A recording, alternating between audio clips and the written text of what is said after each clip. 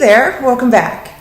So recently I ran into a friend that I haven't seen for a while, and we had barely made it through the hello and the hug before she whipped out her phone and said, "Hey, let's grab a selfie of this so I can post it on Facebook." And I said, No, I don't post photos of myself on Facebook. No, I want to post it on my page, on my Facebook page.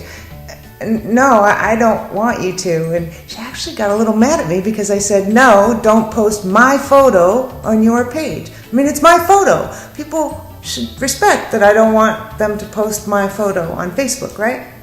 I've actually kind of unplugged from Facebook the last few months, and I have to say, I don't even miss it.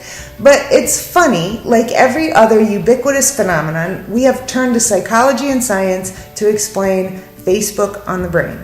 And Facebook users cite two primary reasons for being there. One is to connect with other people, and that makes sense because we're wired to connect, right? The other is to manage and control the impression that they make on others. When we post selfies, we're also able to control the image that we're communicating of ourselves to the world. The real reason people love Facebook is to be liked. And it isn't a coincidence that the like is directly connected with the social reward pathway in the brain. And Facebook researchers have maximized the impact of this neuroscience with the size and the color and the placement of the button.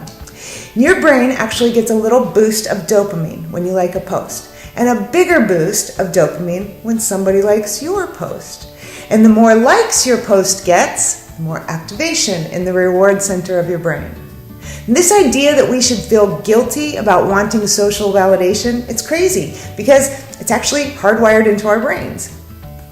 fMRI brain scans show that when using Facebook, there is an increased neural activity in the amygdala and the striatum. And those are two areas of the brain that are associated with addiction. Now, all that checking for likes puts you in a dopamine feedback loop. And when you don't get the likes, it's kind of like not getting the drug.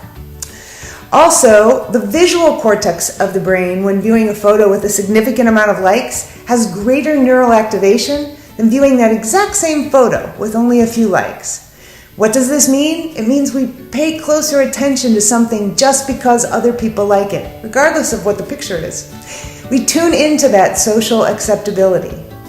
Despite all of that activity in the pleasure and reward center of the brain, a study of 1,000 Facebook users found that people who spent more time on Facebook reported feeling less happy and less confident. See, when Facebook users compare their own lives with those lives they see out there, the successful careers and the happy relationships and the new house and the new car, they feel less successful and less satisfied with life in comparison. In another study, researchers texted participants 4 to 5 times a day for 14 days, asking them how they felt and how much time they had been on Facebook since the last text. And the more time people spent on Facebook, the worse they felt later on, and the more their life satisfaction declined over the 2-week period. I know, what a buzzkill, right? Okay, so here's some good news. Studies show that just disconnecting for 5 days will result in significantly lower cortisol levels. So, go ahead, unplug for a few days. You'll be a little less stressed and a little happier. And that is something you can like. Want to learn more about how the brain works and how you can make it work better for you? Check out my new book, Happier Hour with Einstein, Another Round.